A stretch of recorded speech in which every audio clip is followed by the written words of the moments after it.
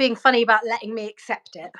But Was it? Yeah, on the app. I know the other day I decided to do a live and then remembered that I completely deleted the app. I've been off the app for like a month. So I was like, oh yeah, I need to do that thing. I think you're just getting your head around the app as a different vehicle for Substack than the desktop and email and all that sort of thing. And completely forgot. I was like, yes, I educate about Substack. However, I forgot to put the app back on my phone to go live. There we go. So it's so nice to see you. So we decided we would do a little bit of a get together and we're just easing into January. We're easing in and we're being honest because I feel like we both connect on this kind of like cyclical living, seasonal living. Like January is not my best month of the year. Like I'm always very sleepy, tired. Like I love the blue skies, but I just find that I just really lack understanding where I'm supposed to position myself within this new container of a big, exciting year. Like I just don't feel that. So we thought we'd just have a bit of a chat about coming back to being online after a little break, and then just delve more into like how you are showing up for your audience and your work, and then being a mum and all that sort of thing as well. Does that sound okay? absolutely, sounds great. Gorgeous. So do you want to tell everybody who you are in the world, and where you are online? Because I think we met originally on Instagram and now you are in Substack land sometimes, aren't you? But you're mainly on Instagram. Yes, kind of. I mean, maybe less so this year, but we'll see. Yeah, I'm All the maybes for January, I yeah, know. yeah, exactly. No, yeah, no, not making any commitments. Yeah, I'm Charlie. I'm a creative mentor to small business owners, mostly working with fellow creative mums who are building their businesses alongside raising their families. I am on Substack. My publication is called Content Creatives, and I've actually had a bit of a shift with that this year, and maybe we'll get onto that. So I am sort of starting the new year with quite a renewed energy there, and I really want to explore this year what it looks like to find contentment while we're being creative and creating content online. That's a lot of what my work is in my one-to-one work, so I'm really just bringing that to my publication, and it's sort of a mixture of sharing like practical guidance and tools and tips, just all geared around that, as well as like inspiration and my personal experience, just really supporting people to show up online with a little more intention and contentment, hopefully. And I think you do so well at getting the visual of that across. So like whenever I catch any of the stuff that you've put out on Instagram, I feel very invited into your world, and it feels very I'm gonna say like soulful. It feels creative. It feels like there's a slower pace there, and we're invited to just be part of how you're weaving your days together. And I always really enjoy that. I think it's a difficult thing as a creator to put out. Whenever I've tried to be like, okay, like I'll make some b-roll, I'm like, oh, I'm so clumsy around this, like it doesn't come naturally to me. And I think your video is really beautiful and it really invites us in. I'd love if you could talk a little bit more about where your ideas come from for that, when you do make your video based content, or not even video based, when you come into, you want to share a message with the world, like what happens in your brain to decide how you're going to get that across. Yeah, that's so interesting because I really feel like it can really vary with me. And this is sort of my combination of being, like you said, quite a seasonally intentional, inspired type of creative. But my background is also from marketing agencies. That's sort of my way in, is very like, that was my background. So I'm very like strategically driven in some places, and it really ebbs and flows. So I don't know if I necessarily have like a one, I certainly don't follow a particular methodology. Sometimes it can be very, mostly it comes from quite a like just place of flow and how I'm Mhm. feeling. And that just, so I know it's like quite unhelpful, especially when you're trying to help people with creating their Well, own. it's reassuring that it's Yeah, your unique creative practice, because we're always trying to direct people towards what feels good and embodied to them. So you're basically saying this is how it works. It's just in there and it flows out. So I love that. yeah, and ultimately, like, in terms of like successful content, it really is the stuff that's come from that heartfelt place of here's what I'm feeling. So Mhm. often it's like, what am I struggling with this week? What am I struggling Mhm. with in my life, my Yeah. content, my creativity? Those are the Mm. things that resonate, and when it comes from that place, that Yeah.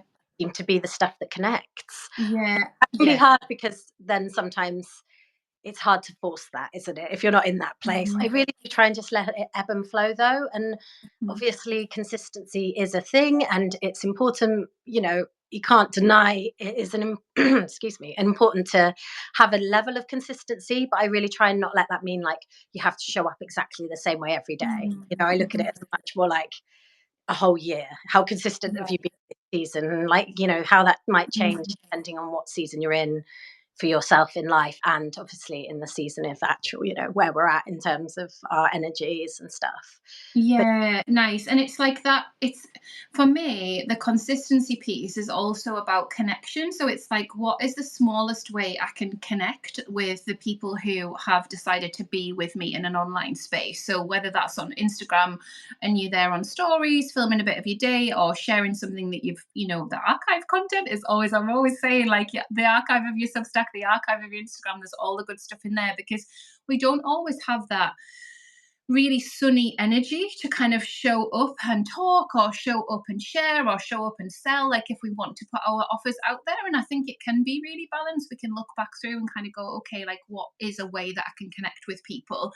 I'm working with Tanya to pull together a retreat, like a Substack with Ease retreat, it's called, in May. And Laura, the lovely Laura Pashby, is also doing a retreat. So I reached out to Laura and I was saying it's really difficult to like find new ways to invite people into the story of what this day is going to be.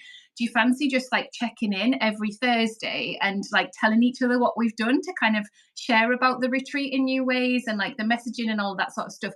And she was super keen. And then obviously yesterday was Thursday, and I was like, oh, great, it's my day to check in with Laura and to do a little bit of content somewhere, to mention it somewhere. And I think that reminder, whether it's weekly or monthly or however we kind of come to our work and however we curate our work, can be really helpful if we just have something within ourselves that we feel compelled to do on a specific day of the week or with a specific person that's like a little accountability buddy. So I really enjoyed that connection and I need that in January because I just feel very wandery, very slow, very like I've forgotten how to do my job. Like it's just very, but I mean, I'm 43, like it's every year. So it's not like a big shock that this has happened again. I guess it's just a shock in comparison to the way my energy is the rest of the year. So yeah, there's definitely something there where we can just be like, what feels good to me today around connection? What feels good to me this week around how I want to kind of put something out into the world? mm, yeah, and I think you reminded me then that at some point on one of your Sparkle calls that I was in, and I think, I was like, I haven't shown up in this way, I haven't posted for ages. And you Oh sort of yeah. made a point of like, but you're always here, you're always on these calls. And I Mm, think no matter, as a mentor, it's so funny because you don't always take your own advice or you can't give it to yourself in that way, but of course, like, there's so many different ways of being consistent, and like so mm, many different ways of showing up consistently, and like you mm. said, those connections. And my phrase of the year, my word of the year, is show up this year, actually. Love So it it. really Yeah. connects with that and what you're saying. And Yeah, and it's an intention as well. It's an invitation and an intention, isn't it? Like show up. It's like just show up. It's that gentle reminder, like just show up, like whatever that yeah. means to you on that day, or like however you're feeling and stuff. Yeah. So with your time online, Charlie, do you take time like offline? Like, do you delete the apps? Like, how does that all work for you? Do you feel like balanced around being plugged in all the time? Like, not all the time, but you know what I mean? Like, is it just part of your day and part of your working methods to just have the apps on your phone and know that you can put them down, or do you have to be quite strict with yourself? Yeah, I definitely have to be more strict. Yeah, I do try and delete them. I will just delete Instagram, like Mm, from my phone. I feel like that's the only way to not check it. Definitely. mm. Yeah, Um, same. Mm, I know you were saying you deleted Substack app. I think that's the problem wherever you are. And although I know a lot of people are feeling more aligned with the energy on Substack and notes, it can still be so like overwhelming. It's still a lot. And it's more just that constant like checking it, that constant how many times you picked it up. So yeah, yeah, yeah, I do tend to just delete all the apps when I need a little break. I yeah, mean I try and like be offline at the weekends. That's yeah, usually a nice way to have that boundary. And like, yeah, I'm certainly not someone who feels like I've got it right. Do any of us, but yeah. yeah, I think when needed, it's that whole Gretchen Rubin thing of being an abstainer or a moderator. And I don't know how anyone can Mm, social media. Like, I don't know how. But at the same yeah. time, I'm not someone who has a hugely negative feeling towards these things. Like, Mhm. they can definitely be a drain on my energy. And I notice when I'm like, oh, I've definitely spent too much time here today, or this isn't feeling good. But I also like do enjoy them so much. I love creating, content. It's been a huge part Yeah. of my creative practice for years. Mhm. So Mhm. I'm not someone who's like, I want to get off it entirely. Yeah, Yeah. obviously. I mean, it's interesting when people do that, and I'm like, oh, that would be an interesting. It would be Mhm. so. I'm curious at what life would look like, but I'm also like, that's not something I particularly feel called to do myself. Yeah, yeah. And I love how well you know yourself around that stuff. I think we're very similar in that I just know, like, okay, like that's enough now, like whatever that is and whatever's going on. Because sometimes with me, it'll just be, a bit of imposter syndrome or a bit of, is this a waste of time? Like, because I adore the way that I can show up and write. Like, that just feels like me in flow. And obviously, Substack has been an incredible platform for me, and it's improved my writing in other places, in the book that I wrote last year, and then my website copy. Like, I mean, don't look at my website. Everyone says that, don't they? But, I do feel like when I do come to do a website page, it feels more easeful.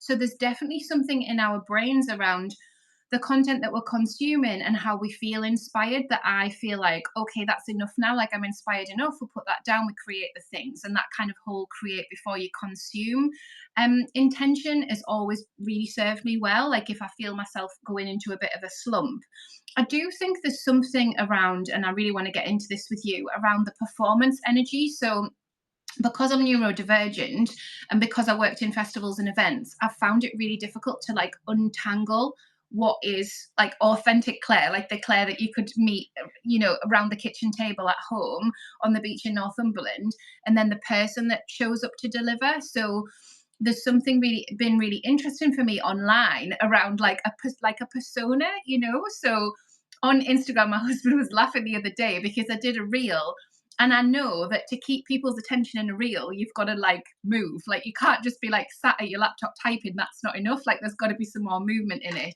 And so I'd done something like adjusted my hair or something, and he just found it absolutely hilarious. He was like, "When do you do that?" And I was like, "Well, it's my new hair, like I am doing that. That is like a natural movement." But we just had a big laugh about it. And it was one of those big kind of moments in life when you're like, who is that? He was like, who is that person that you put on the internet? And I'm like, well, it is a version of me that he's probably never seen because he just sees authentic Claire. So he'll like comment on my podcasts or like my tutorials and be like, that was really amazing. Like, I love the way you held space. But in the Instagram space, he's like, what are you doing? And I just was like, well, I just, made a thing. Mm. People click on it. So I'm super curious about how you are with that, like where you are with that, like how natural can you be if you set your phone up to like create some b-roll and like your life's going on, like, or is it slightly directed always? Like, I'm just curious, I just don't know.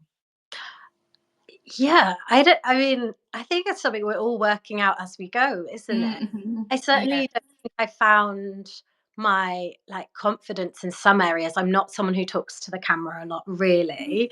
Mm-hmm. Not on reels or anything. But I don't Mm-hmm. mind doing this because we're having a Yeah, conversation. a nice chat. And Mm-hmm. like when it comes to my content, my most authentic self is definitely on my podcast. Mm-hmm. Like Yeah. that is where I'm showing up probably most fully again because I co-host it with my friend Frankie, and it's like we're having a conversation. And if I Mm. think about what I'm saying, sometimes that obviously I can edit it afterwards, so I know there's always that degree of like if I went too far and I said something I didn't want to say, I can say. Yeah, you've got I'm that space to take it out. but Uh-huh. at the same time, that lets it's rare that I've done that. It's a very honest account of us sort of sharing our experience of being business owners. But I definitely share stuff there that you wouldn't necessarily see me share on my Instagram or. Mm. But yeah, I mean, I think I just, like I said, to me, it's like, I guess it's always been a creative practice. And I don't share so much of this anymore. But, back in the day when Instagram was much more about the self portraits and using myself, I always just sort of saw myself, if I was, including myself in my photography, it's just kind of part of the art. I know that sounds a bit like pretentious, No, but I love that. I love it's that. Yeah, because it's about you owning that, isn't it? And that's what I'm always trying to move the needle towards for people. Like however you want to create and however you feel comfortable, like own that. But I'm also super interested in perception. Like when my husband catches me and's like, "What you doing with your hair?" I'm like, "Oh, I mean, I'm just being normal. Aren't I? Am I being normal?" He's like, "No, that's not normal. Like, I don't see you do that." So there is obviously, I mean, I did drama. I did drama for years, so there is obviously something that's just inbuilt that wants to sort of come out and play. And I do see it as quite playful. It's not inauthentic, but it's a version that I feel like is more palatable for online. Mm. Yeah, and my husband does the same, like if he's taking a photo, I've got the like I always look down pose, if Yeah. ever. It is a different thing though, but I think it's Mm, also like I said, it's to me it's always combining that sort of like creativity, but also awareness of like your sort of personal brand and what works for you and how mm, you want to put mm, this stuff forwards. Like I mhm, think a lot of us just have quite a good like literacy when it comes to that stuff, even if we haven't like, it's not forced. It's just comes from, decades of showing up online. It's just sort of like mm, it's mhm. very natural to me. I guess I'll go through phases though where I will be like, okay, I want to experiment with this, or things evolve over time and content changes. I think that's why I'm someone again who like I just quite embrace trends online. Like I always Yeah, want to try something new. And obviously yeah. there's stuff that I'm like, okay, that's not for me. I'm not gonna like point at things and dance or whatever, Mm, but there mm. are when I see things that do work and I see something emerging, I'm like, oh yeah, I'm gonna see what my version of that looks like and sort of play Yeah. with, you know? Yeah, yeah, that can be really fun, and I really like the how the music can inspire us. So I don't know about you, but I consume my phone on silent always. So Mm. like if someone's ringing, it's because my phone's vibrating and I need to look at it. And then on Instagram, it's all silent. So I'm just reading all the time, like so words and words and words. And then if somebody says something about music, I'm like, they're telling me, okay, like listen to this music. So that's where I find the music. And then whichever music Instagram says to me, put this with your reel. I'm like, okay, Instagram, like I don't I don't mind as long as it's like melodic. And I don't usually use songs with lyrics. Like I'm usually inviting people in a way that they can like slow down and be at the beach or be out in nature or whatever it is that I'm doing. And I do find that that's a really interesting way to be playful. And I feel like, is this like quite unique? Like, because is anybody watching their phones like with all the music and all the words and all the visuals at once? Or are we all kind of making choices about when we turn it on? I don't know. Mm.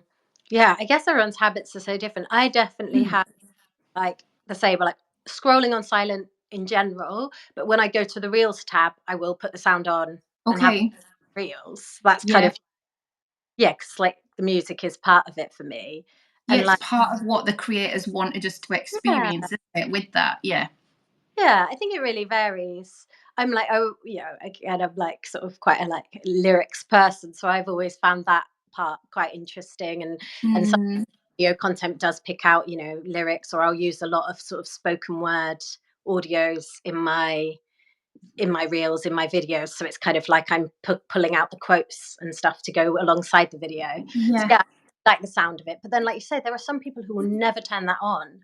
So again, you just can't like overthink that to a degree. You Mm.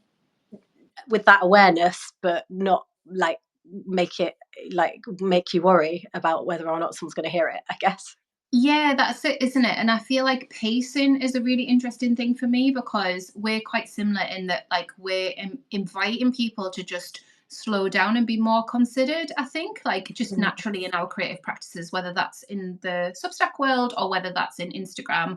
And with the reels, I am really interested in like how long can I keep someone's attention that has a different attention span to me? Like, what do I do to make sure that I'm still inviting them in? So I did one yesterday, and I'm using the trial reels feature, which I really like. And the footage, and I must have done this. We were in the camper van driving to a sunflower field, and I was filming a wildflower patch, and I put the camera on slow mo. So it was really interesting because it goes, when you do slow mo, it goes from being normal paced video to slow mo video, and I was Yeah. like, oh, that's interesting. And then it's those elements, the more and more that you make in a way that feels really intuitive and nice to you, the more connections can come from that, in terms of, oh, this is what feels really good. My thing last year was, I don't want to be on there because everything takes me too long.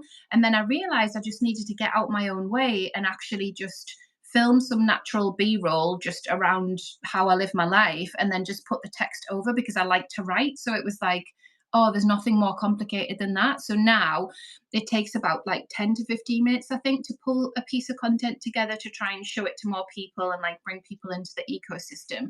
I know people might be listening thinking, well, why is she doing that? Because my message was always like, well, I'm all in on Substack, and I can go into that more in future podcast episodes and stuff. But I wanted to just share more of that because I think that we don't need to lock ourselves down. If a platform is feeling like it's stifling our creativity, there's loads more platforms to be playful with, and there's loads more people playing on those platforms, and there's loads more points of connection and stuff like that.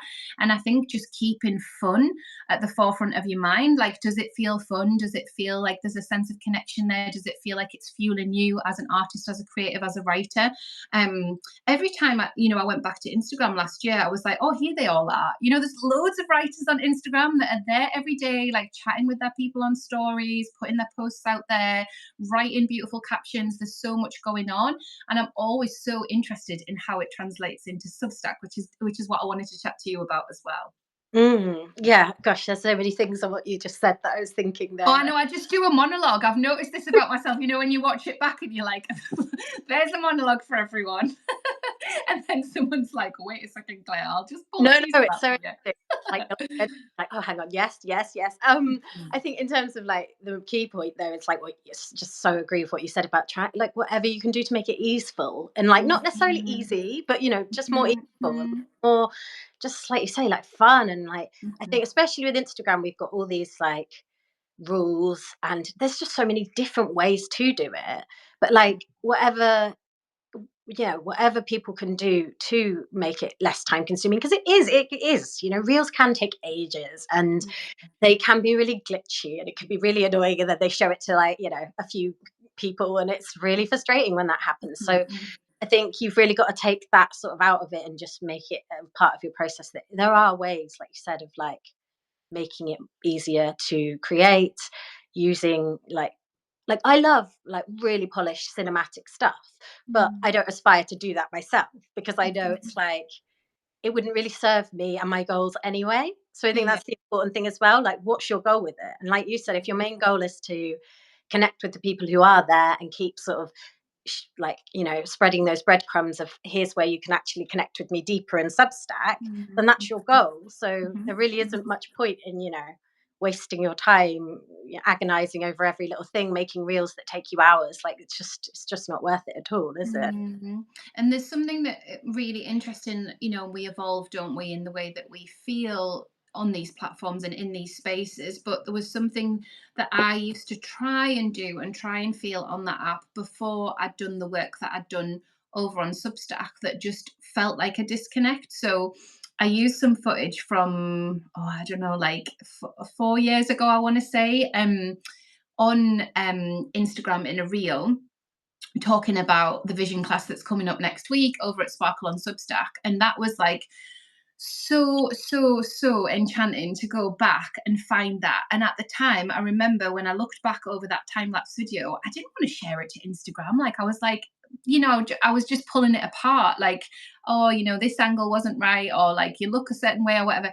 And I was like, wow, like I used to be so hard on myself about showing up, like just literally showing up. Like, there was so many negative voices to understand and unpick and to lean into and to understand. There's part of it where it was trying to keep me safe from the internet at large, right? And then the experiences that I had in 2024, because I experienced the internet at large in loads of new ways, it's made it easier to create on Instagram. It's made it easier to put things out, knowing that friends and family might see it, knowing that it feels slightly vulnerable, that maybe people might be confused about the message or whatever else. Like, it's like I care less. And it's really interesting when we can reflect back and go, yeah, there's a whole load of people evolving that creative practice, but sometimes it dovetails with what we've been doing in other spaces, whether that's in our work or on different platforms and stuff. And I just thought that was a really interesting thing to notice, to look back and see in ourselves.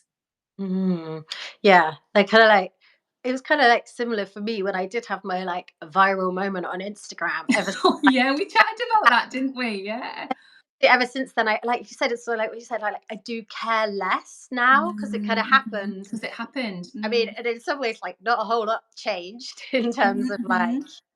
you know, it wasn't something that increased my inquiries particularly. It wasn't, it didn't have like this tangible effect on me and my life. It was just like, it was just a lot of numbers and it was a lot of eyes on me on Instagram for a Yeah. while, but also just this real awareness that like, that was for a few seconds that they've watched my reel that went viral. It was kind of like, at first it was very intense and like you Mhm. feel that like vulnerability of like, oh my god, there's so many eyes on me, and then like after a while you're like, oh okay, like that actually really doesn't matter. It's Yeah. really not a big deal. And yeah, I think it has helped me just feel a bit like it's not something I'm particularly chasing, and it wasn't, but I think there was always that like, oh, that would be nice, and now it's Curiosity. happened, you're like, Yeah. okay. Yeah, Yeah, that's that's what it was. yeah. Yeah, yeah. It's really interesting, isn't it? And we do chat about virality in the Sparkle calls a lot, just because of the energy that it brings in and the request to our nervous system that happens when something like that happens. And I always think it's really interesting to talk about because you just do never know, especially on Substack notes, you never quite know what's going to go on there. So I do think it's something to be mindful of in that way of feeling. And I guess the reassuring thing is if there's something slightly overexposing, it happens en masse and then everything settles back down. I've spoken to a couple of one-to-one clients about this recently because when you're in the eye of the storm, it feels like everything's changed. And then, of course, as soon as it settles down, like you say, nothing's really changed that much. There was a moment and it's made me understand the internet in a different way. And then I'm just going to crack on and do what I was doing and know that that's a potential to happen again. Yeah, absolutely. And I don't think like it so depends on the person and what goes viral, and like it can Yeah. things, but often it's the most like, there's I think lots of people have those stories of like, oh yeah, it was actually something really random that wasn't related to my Yeah. business, that wasn't, it sort of makes you consider like, maybe what you are sharing a little bit, if that is a goal, like sharing that more Mhm. random stuff maybe isn't necessarily the way to go. I mean, yeah, it certainly taught me a lot about like what that looks like. It's interesting. Mhm. But yeah, like you say, ultimately it can also be very like a non-event. Yeah. Yeah, yeah, absolutely. Just like within the whole system and ecosystem of how we plug into these spaces, it's just that thing, isn't it? Where it's like it's possible. It's almost like, walking up a mountain, getting to the top and not knowing that there was a waterfall at the other side. It's just like a Yeah. bit of a surprise, isn't it? And then the view back down is the same, or you can maybe slide down the waterfall. I don't know. um, so, with Substack, Charlie, I really wanted to ask you about Substack stuff because this cropped up in our members' call on Monday, and I can't remember exactly what happened, but we decided we would probably do a live together at some point, and then we've jumped in and done one today, which is Yeah. so lovely. I know you've been on Substack for a little while. Like, is it over a year now? Like, what is Mm. your Substack for your audience? What's it all about? Yeah, I think it is.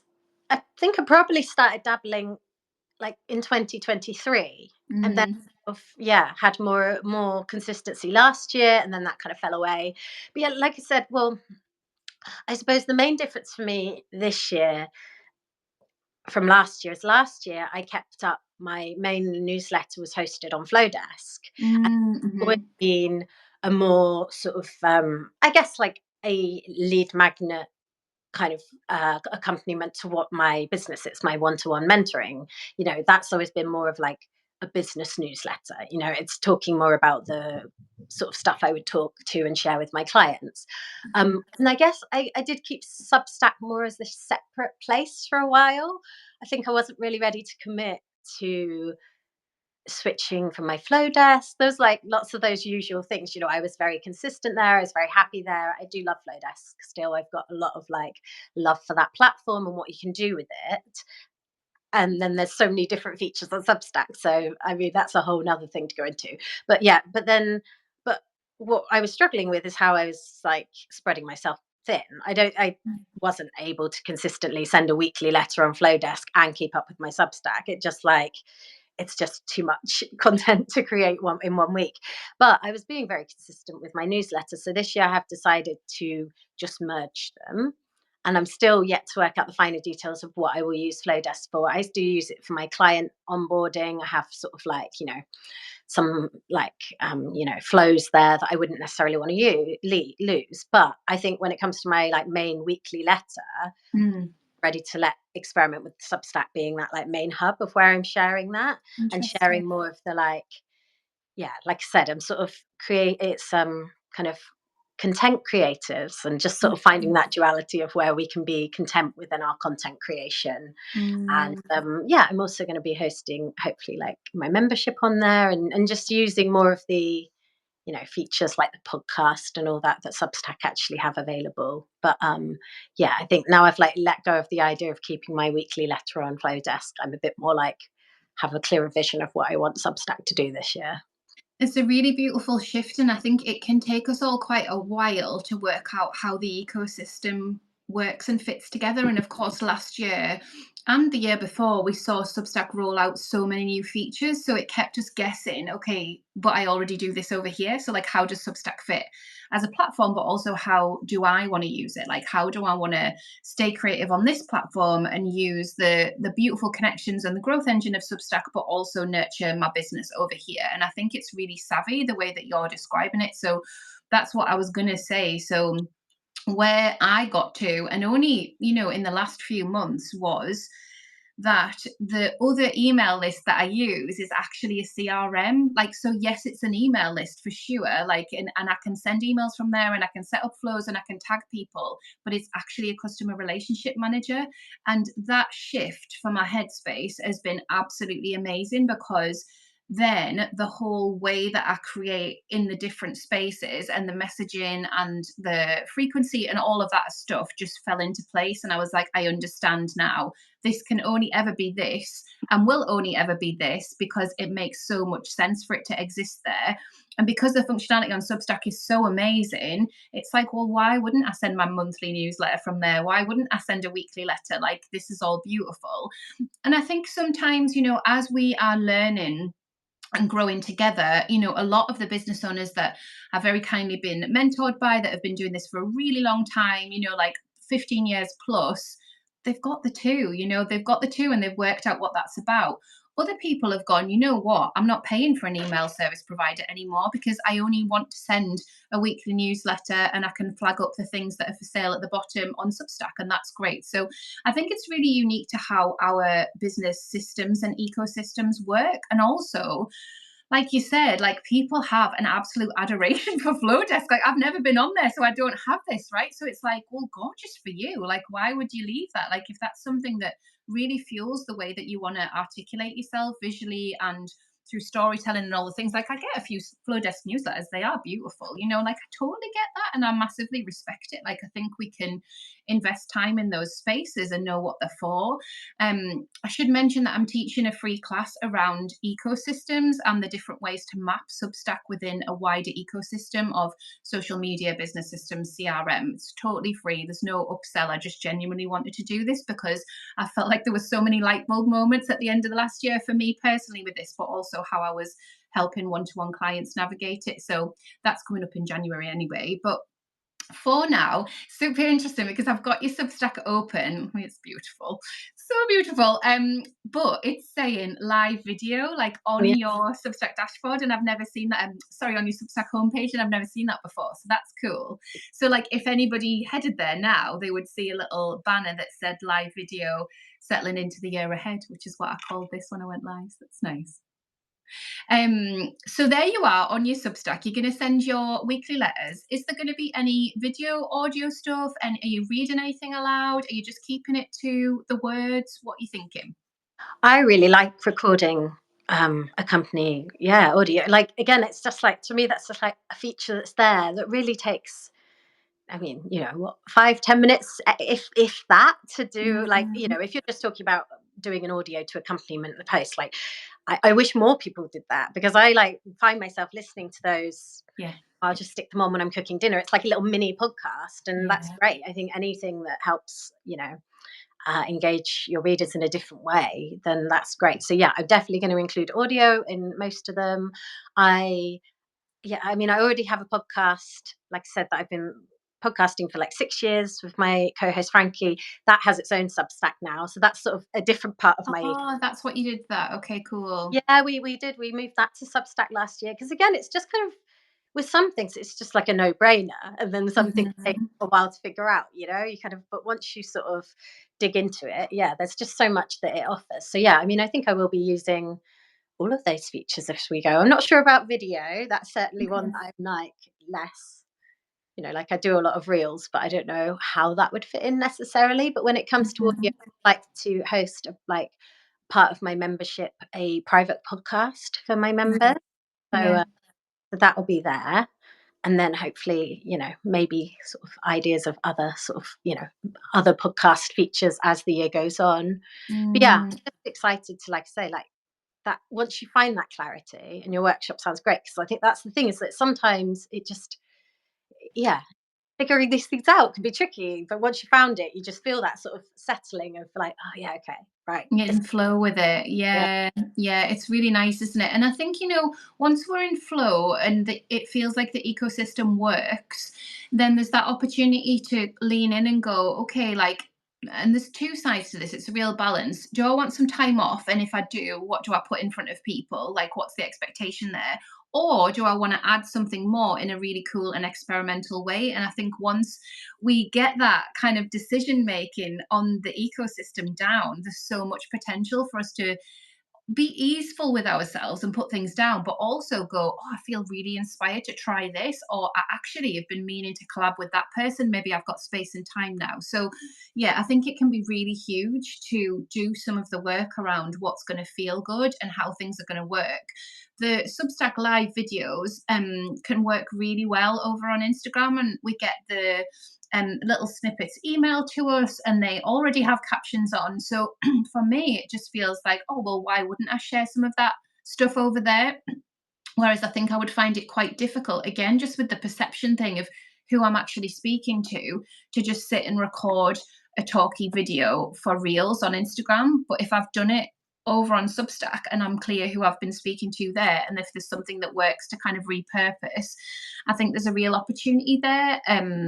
I mean, there is with most platforms, really. And I think sometimes people sort of miss this. I was speaking to a one to one client this week, and she was telling me that she deletes all of her workshops because of the space on Zoom. And I was like gone forever. And she was like, yeah. And I was like, okay, so you can just put those on YouTube as unlisted Mm. files. And then if you do ever want to do anything with them in the future, then they're there. You can collect them, you can send them to people. Like, don't get rid of stuff. Like, it's all there and it's all good. So I think that's something that feels there's a lot more opportunity with that now. So with Substack video, when you do upload it to Substack video, you can pull it through to YouTube. And I sometimes do that. And with the preview, if you do a paid preview, so say if you did do podcasting and you wanted to do try a video version of it, you can put the paywall on and it just directs people back to your Substack. So it's like all roads lead to Substack. I don't know whether that's like the grander plan of the Substack guys, but it sometimes feels that way because with the podcast, it's the same. If they open on Spotify and there's a paywall, it just directs them back into the Substack ecosystem. So I think that's really helpful for us to know that if people are flooding back in, like, what do we want them to do once they're there? Like, how do we want to hold them in that? So some things I've been pondering. So it might be useful as you're planning that out as the year goes on. Yeah, definitely. And yeah, like you said, like I think that thing about repurposing as much as possible and just being a bit more like kind of like clever about it, but also like it's like not overthinking it so much because you can just reshare things on different platforms, and Mm. like that thing of all roads leading somewhere, whether that's your Substack or your website Mhm. or your podcast or whatever it is. But like I think having that hub of being like, this is where I want people to come and find me Mhm. does really change the way you might just go about showing up in all these other little places. And you don't have to have an individual strategy for every single place. You can actually, there's so much that, if you're writing a note, you can put pretty much the same thing on threads, and carousel posts work well on threads, or that you can repurpose that to be a note. I'm just trying to be a bit more like that this year as Mhm. well. As part of showing up, I'm just going to be like, oh, I can do this here and that. And like you're saying, like I've just got a bank of content that I've just been writing for so many years. Like Long, yeah.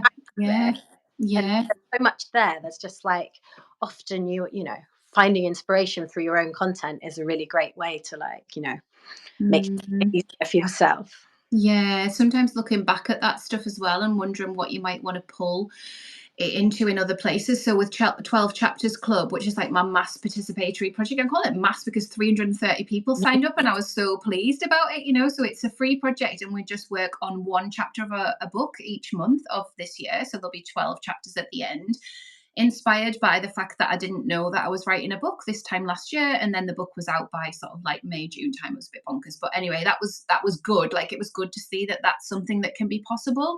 Not that I'm advocating for like really fast-paced work all the time, but what I was realizing is there was quite a lot within my Substack over at Creatively Conscious that I wanted to put somewhere else, that I wanted to curate in a new way.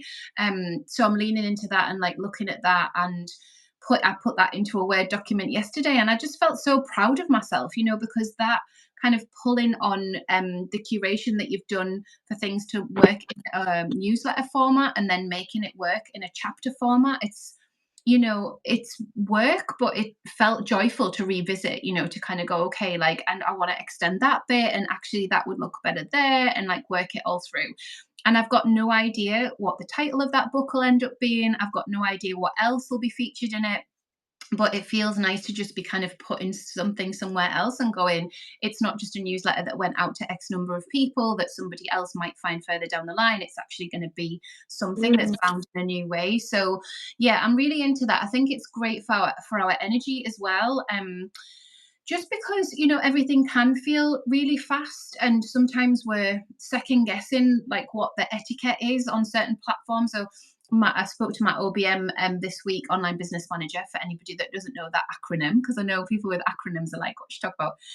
But she's amazing. And I said to her, oh, you know, like, I'd really like to look at Pinterest, but it's just been one of those platforms where I've got a VA that does an hour a month for me on Pinterest, and that drives some clicks through to Substack, and I'm super happy with that.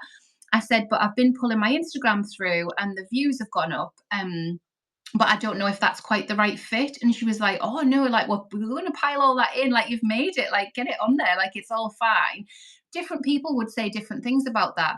But the views have gone from like 4 to 5 thousand a month to like over 30,000 a month because I've been doing that. And if I didn't have that because I was thinking, oh, well, I'm not sure if that's the right thing to be doing, then obviously you know what I mean? So it's like, oh, okay, like, we are allowed to just not master every single platform in the universe, but focus on what the goal is, to bring in people to our online home, which obviously for me is definitely Substack. And from Substack, then obviously the legs come out to the website and the CRM and like all the other places. So there's loads of ways with it, isn't there? Yeah, absolutely. Like, of course, there's like best practices and there's Hmm. best ways Hmm. to keep up, but it's like, just, you know, what's the whole like not letting the enemy of good be great, you know, whatever, like, you know, not perfectionism keeps us stuck, doesn't Yeah. it, really? Yeah. And like what you were saying about, you know, the way I'd love, yeah, I'm so inspired by that, like making something more tangible, like a book, like that's definitely, yeah, something I need to think on more. But like, yeah, exactly what you were saying about your friend with the workshops and YouTube, like nothing's wasted, but I think we are wasting it if it's just a caption. Like, Mhm. there are people who are still writing beautiful long captions, and it just, you know, goes down the Instagram and Mhm. it's just Mhm. gone, and it's like, actually you wrote Mhm. that and that's there, and yeah, you wrote it a year ago, but maybe It's you could beautiful still repurpose that. storytelling. It's still Mhm. relevant, like, you know. Mhm. Yeah, there's so much stuff there that like it's like, I say, I'm not an Instagram hater, but it's like that it can be more, and it deserves to be more sometimes, and it deserves to have a more permanent home.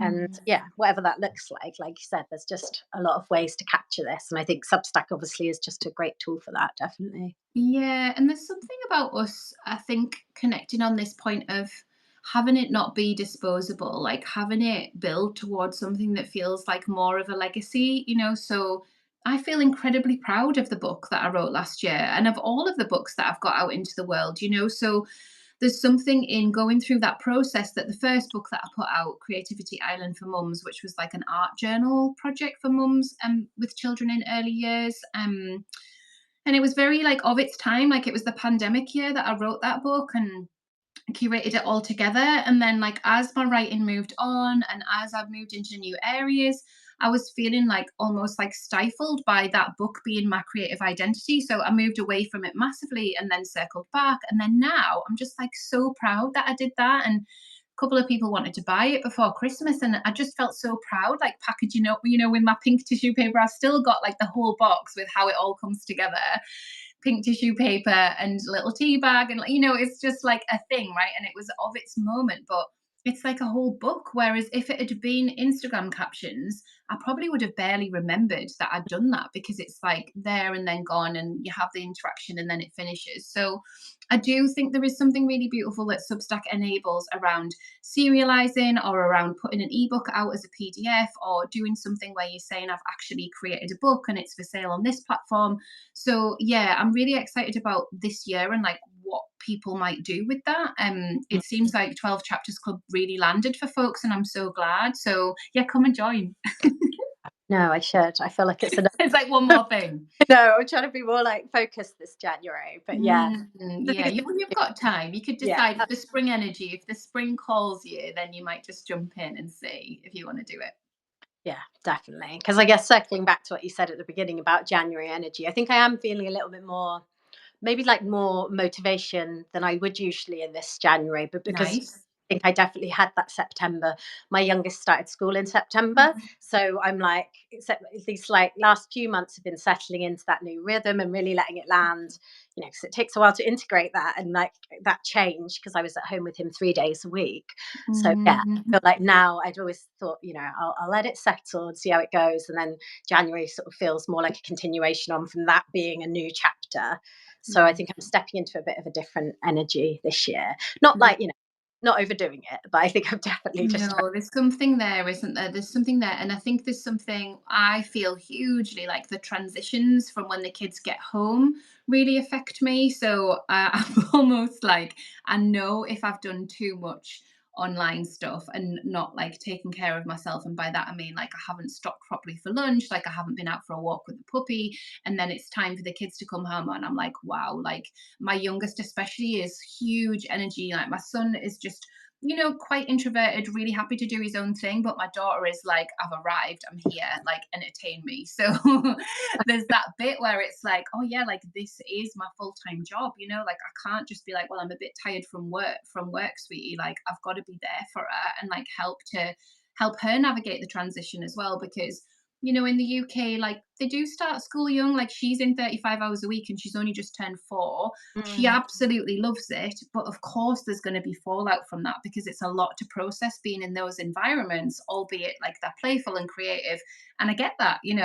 And then I've been in my own little environment, and then we've got to sort of find our way back together. So it is interesting, and I don't know that I ever feel like at the end of the week, I don't feel like I've ever got it right, but I think just leaning in and going, it's very easy to over deliver during those school days. Very, very easy. It's very easy to not take care of yourself and just like be on all day and like get as much done as you possibly can. And I think I've done a lot of that. And I'm like, okay, like how do we do that differently in January and probably for the whole winter, like maybe even the whole year? Like I really feel that so strongly because of what happened last year, because I felt like I wanted to respond and be responsive, and I needed to be, but I think there's a balance with that. Like you can only be so responsive for so long before it's like the internet's just hurting my eyes actually. Yeah, absolutely. It's like, I mean, it's just one of those things. I feel like I'm never as good as about taking my own advice when I'm working one to one with clients. Oh yeah.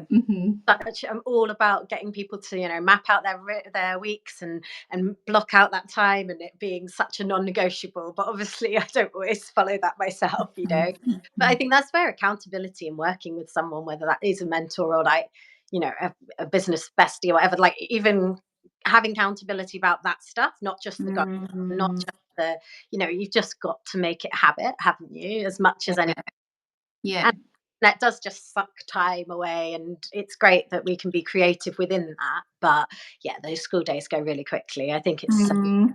yeah, certainly, yeah, we can hold each other accountable, Claire, because there's something Yeah, definitely. like No, I get that. outside, and I And haven't been outside yet. It's like yeah, exactly. That's the thing. And so we should stop talking because we've done like a lovely chat, and we're going to share this replay. So if you didn't catch the beginning and stuff, obviously Charlie and I just wanted to come around to like coming back to Substack, coming back to being online, like how we're balancing our energies in the winter in the UK and stuff like that. So that's what the chat's been about, and it's been so beautiful to connect with Charlie in real time, because we've chatted little bits and bobs, but it's really nice to spend some time with you and understand more about your creative practice and the way you hold people in your work as well. It sounds absolutely beautiful.